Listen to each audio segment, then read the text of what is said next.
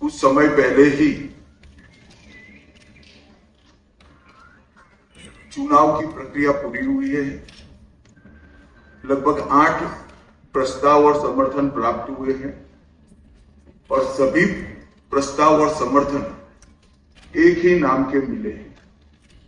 उसके बाद दूसरे नाम के लिए भी सबको समय दिया गया, पर्याप्त समय दिया गया, मगर कोई दूसरा नाम नहीं आया है।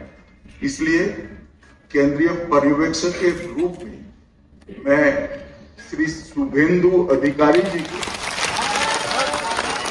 पश्चिम बंगाल विधानमंडल दल के नेता के रूप में निर्वाचित घोषित करता है। পশ্চিম বাংলার পরবর্তী মুখ্যমন্ত্রী হচ্ছেন শুভেন্দু অধিকারী।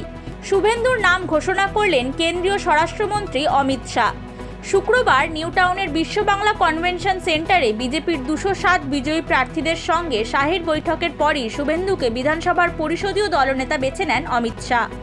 পরিষদীয় দলনেতা হিসেবে শুভেন্দুই হচ্ছেন রাজ্যের মুখ্যমন্ত্রী। এদিন বিশ্ব বাংলা কনভেনশন সেন্টারের মঞ্চে হয়ে উঠেছিল গেরুয়া আবেগের বিস্ফোরণ। বাংলার প্রথম বিজয়ী মুখ্যমন্ত্রী হিসেবে শুভেন্দু অধিকারীর নাম ঘোষণার পর ভাষণ দিলেন অমিত শাহ, যা বলা যেতে পারে বাংলার ক্ষমতার পালাবদলের ঘোষণা। শাহ একের পর এক বাক্যে যেন আক্রমণের ঝড় তুললেন। উঠে এলো রবীন্দ্রনাথ ঠাকুরের নাম। গলায় আবেগ এনে শাহ বললেন, চিত্ত যেথা ভয়শূন্য উচ্চ যেথা শির। আজ বাংলার মানুষ সেই স্বপ্ন পূরণ করেছে।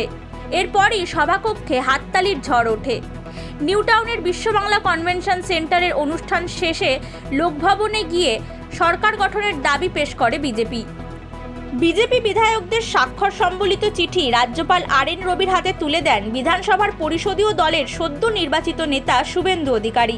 শুভেন্দু ছাড়াও ওই দলের ছিলেন শ্রমিক ভট্টাচার্য, দিলীপ ঘোষ, তাপস রায়, লকেট চট্টোপাধ্যায়, শান্তনু ঠাকুর, সুকান্ত মজুমদার, ওড়িশার মুখ্যমন্ত্রী মোহনচরণ মাঝি।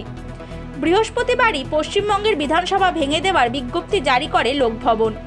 বিজ্ঞপ্তিতে জানানো হয় 7ই মে থেকে বিধানসভা ভেঙে দেওয়ার নির্দেশ কার্যকর হয়েছে। শনিবার ব্রিগেডে মুখ্যমন্ত্রী হিসেবে শপথ গ্রহণ করবেন Suvendu. Bureau report, Hindustan news point.